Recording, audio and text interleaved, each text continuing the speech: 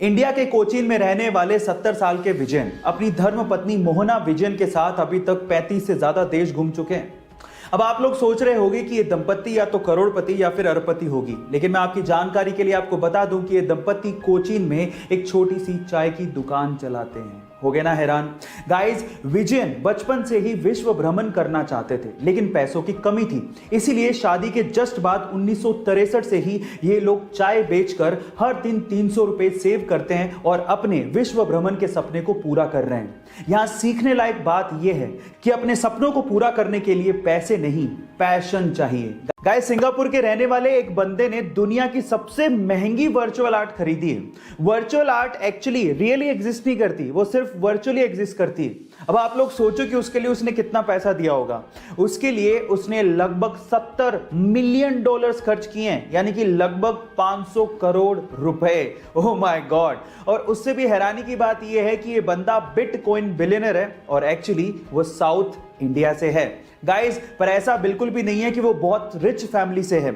Initially उसके पास खुद के लैपटॉप खरीदने तक के पैसे नहीं थे, फिर उसने बिटकॉइन में $5000 इन्वेस्ट किए और वही $5000 आज $बिलियन में कन्वर्ट हो चुके हैं। गाइस, ये इंटरेस्टिंग फैक्ट जान के आपको कैसा लगा चैट सेक्शन में जरूर लिखिए। गाइस, इंग्लिश लैंग्वेज में बहुत सारे ऐसे वर्ड्स हैं जिनका मीनिंग सेम होता है, लेकिन उनको यूज करने की जगह अलग अलग होती है। जैसे एग्जांपल के तौर पे पहला एग्जांपल लेते हैं बाय एंड परचेज का।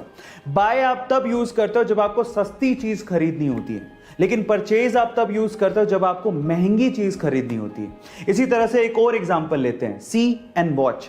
सी आप तब यूज करते हो जब आपको स्टेटिक यानी कि स्थिर चीज को देखना होता है, और वॉच आप तब यूज करते हो जब आपको डायनामिक यानी कि गतिशील चीज को देखना होता है ना? ये अमेजिंग। अगर मैं आपसे सवाल पूछूं कि 90 की उम्र तक आप अपने आप को कहां देखते हो, तो शायद आप लोगों का जवाब यही होगा कि या तो चारपाई पे या चार कंधों पे।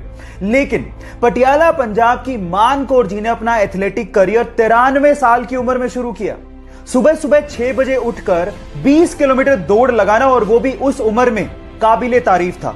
और उसके बाद उन्होंने हिंदुस्तान को 100 मीटर रेस में, 200 मीटर रेस में, 400 मीटर रेस में और जेवलिन थ्रो में ना सिर्फ रिप्रेजेंट किया बल्कि गोल्ड मेडल तक जीत के दिए। और आज हम उन्हें चंडीगढ़ का चमत्कार भी कहते हैं, और आज वो फिट इंडिया कैंपेन से जुड़ी हुई भी हैं। अपने जज्बे से हिंदुस्तान का नाम रोशन करने वाली मान कौर जी को मैं सलाम करता हूं। आप लोगों ने सड़कों पर चलने वाली ई बाइक या फिर साइकिल तो देखी होगी, चलाया भी होगा, लेकिन क्या आप लोगों ने कभी ऐसी ई बाइक सुनी है या फिर देखी है जो कि पानी पर चलती हो?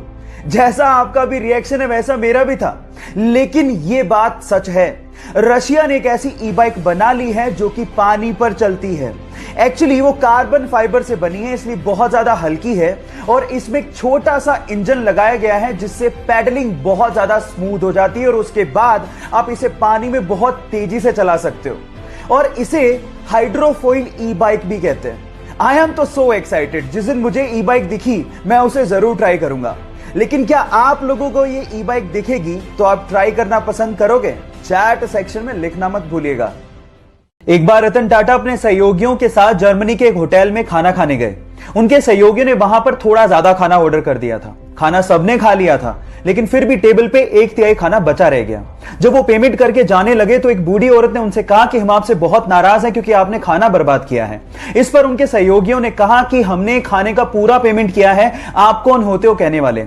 इस बात से गुस्सा होकर उसने एक जर्मनी के एक ऑफिसर को कॉल लगा दिया। वहां पर जब ऑफिसर आया और उसने जब पूरी बात सुनी तो उसने 50 यूरो का जुर्माना ठोकते हुए कहा कि खाना उतना ही ऑर्डर करो जितना खाया जाए। भली तुम्हारे पास पैसे हों, लेकिन ये संसाधन पूरे समाज के हैं। गाइस, आज भी हिंदुस्तान में हर दिन 40% खाना वेस्ट किया जाता है, और यह भी एक सच्चाई है कि हर दिन 19 करोड़ लोग बिना खाना खाए सोते हैं। इसीलिए खाने को बर्बाद मत करो, क्योंकि जो खाना बर्बाद कर रहे हो वो बहुत लोगों को नसीब तक नहीं होता।